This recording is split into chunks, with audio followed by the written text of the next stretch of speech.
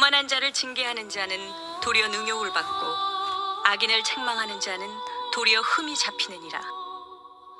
거만한 자를 책망하지 말라. 그가 너를 미워할까 두려우니라. 지혜 있는 자를 책망하라. 그가 너를 사랑하리라. 지혜 있는 자에게 교훈을 더하라.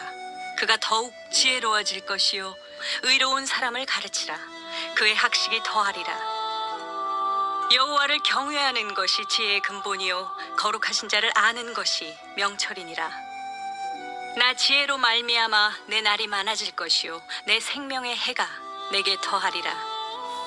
내가 만일 지혜로우면 그 지혜가 내게 유익할 것이나 내가 만일 거만하면 너 홀로 해를 당하리라. 잠언 9장에는 두 개의 잔치가 나온다고 말씀드렸습니다. 하나는 지혜가 베푼 잔치고 또 다른 하나는 미련한 여인, 즉 미련함이 베푼 잔치였습니다. 지혜와 미련함은 마치 경쟁하듯이 사람들을 초청합니다. 잠언 9장에 보면 앞부분, 그러니까 1절부터 7절까지는 지혜가 초청하는 장면이고 뒷부분 13절부터 18절까지는 미련함이 초청하는 그런 장면이 나오는데요.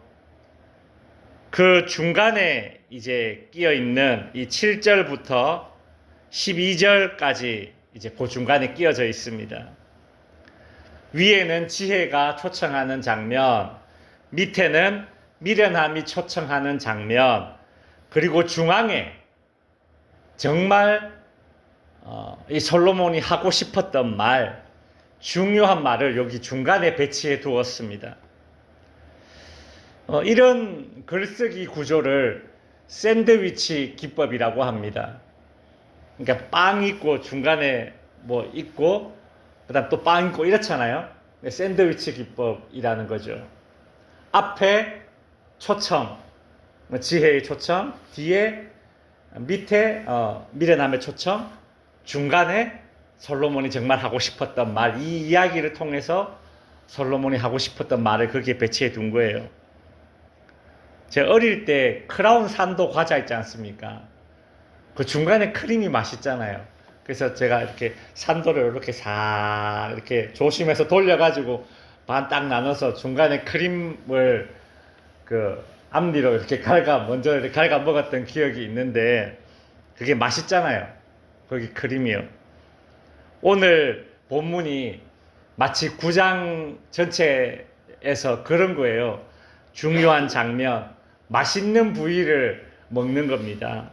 정말 하고 싶었던 말, 솔로몬이 하고 싶었던 말이겠죠. 지혜는 어리석은 사람들을 잔치에 초대했는데 그 이유가 무엇이었습니까? 그들에게 지혜를 가르쳐서 생명으로 인도하는 것이죠. 근데 이런 일을 함에 있어서 주의해야 할 점들이 있습니다.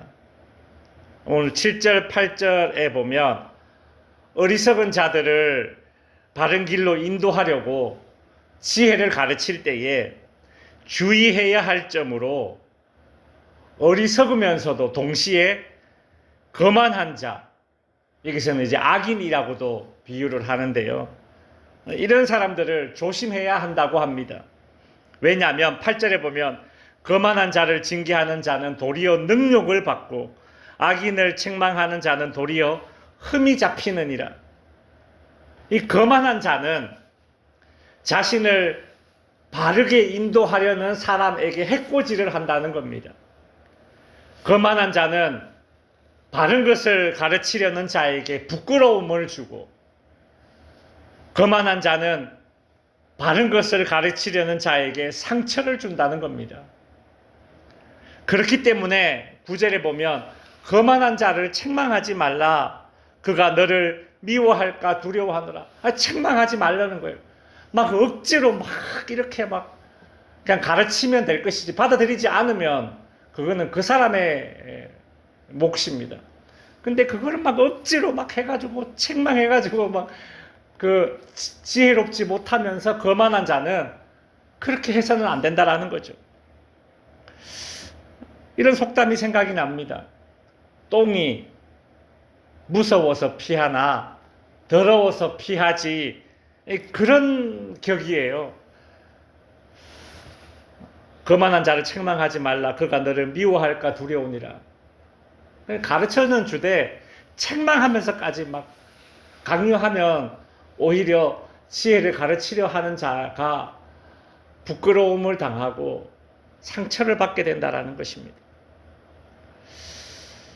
이로써 거만한 자는 자신의 어리석음과 잘못을 바로잡을 기회조차 잃게 되는 것입니다. 여러분, 개선할 여지조차 없다라는 것이 참 제일 불쌍한 현실 아닙니까? 나에게 쓴소리를 해주는 친구가 있습니까? 나를 바로잡아주는 멘토가 있습니까? 잘못하고 있는데 아무도 바른 소리를 해주지 않고 진실을 알려주지 않는다면 내 성격이 너무 모나지는 않나? 내가 너무 사납지는 않나? 혹은 내가 무슨 완벽주의자인가? 내가 교만하지는 않나? 좀 스스로를 돌아봐야 하는 것이죠. 살다 보면 내 주변에 나의 부족함과 나의 연약함, 약점을 드러내는 이들이 있습니다. 우리는 그런 사람을 만나면 무조건 그냥 대립각을 세웁니다. 그러나 나의 부족함과 나의 약점을 이렇게 드러나게 하는 그 사람들은 두 부류로 나뉩니다. 나를 정말 싫어해서 나에게 시기심을 느껴서 그렇게 나의 부족함과 나의 약점을 막 드러내려는 자들이 있고, 반대로 나를 정말 아껴서 나의 부족함과 나의 실수를 드러내서 바로잡으려고 하는 자들이 있어요. 이것을 구분할 줄 알아야 합니다. 이 둘을 구분할 수 있다면 그것이 지혜입니다. 9절에 보면 지혜 있는 자에게 교훈을 더하라. 그가 더욱 지혜로워질 것이요 의로운 사람을 가르치라. 그의 학식이 더하리라. 우리는 배울 수 있어야 합니다. 역경과 시련을 통해서도, 고생을 통해서도 배울 수 있어야 합니다. 나의 연약함이, 나의 실수가 드러나는 그 부끄러운 순간을 통해서도 배울 수 있어야 합니다. 약점을 통해서, 실수를 통해서, 부끄러움을 통해서 배울 수 있다면 그 사람이 지혜자입니다.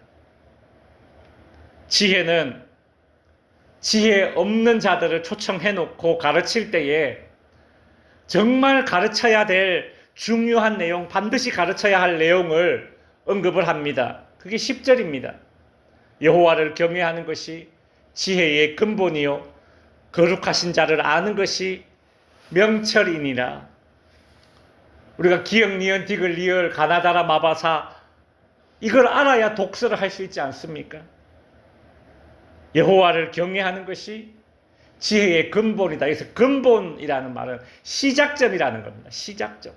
지혜의 시작점. 그것이 뭐라고요? 여호와를 경외하는 것입니다.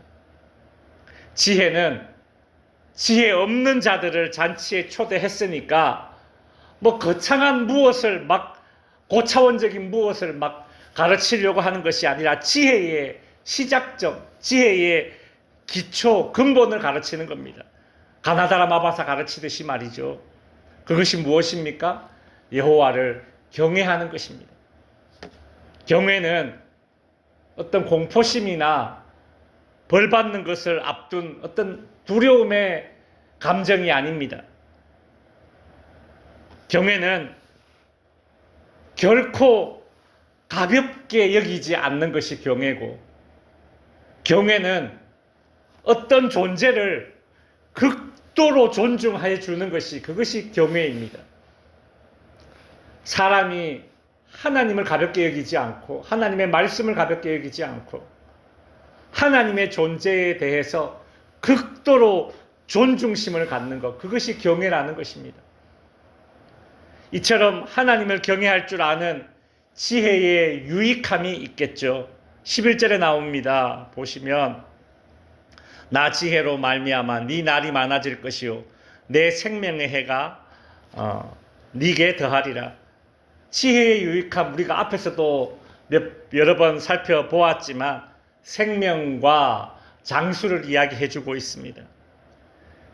그리고 12절에서는 지혜를 가지지 못했으면서 심지어 거만하여서 지혜를 가볍게 여기면 그런 사람 주변에는, 그 거만한 사람 주변에는 누가 있겠습니까? 그 결국이 어떻게 됩니까? 홀로 해를 당하게 될 것이다. 아무도 나에게 쓴소리를 해주지 않다가 결국 아무도 없이 홀로 외로이 해를 당하게 될 것이다. 도와주는 이 없이 말이죠. 말씀을 정리합니다. 누구든 내게 바른 소리를 해주지 않는 것이 더 나쁜 상황입니다. 충고와 조언을 가볍게 여기지 맙시다. 그것이 곧 지혜를 가볍게 여기지 않는 것입니다. 더불어 하나님의 존재를 가볍게 여기지 않고 하나님을 내 삶의 주인으로 모셨을 때에 하나님이, 아니 정확히는 하나님의 말씀이, 지혜가 내 삶을 내가 가꾸는 것보다 하나님의 말씀이 내 삶을 정말 솜씨 있게 가꾸고 그렇게 꾸려 나갈 줄로 믿습니다. 기도하겠습니다.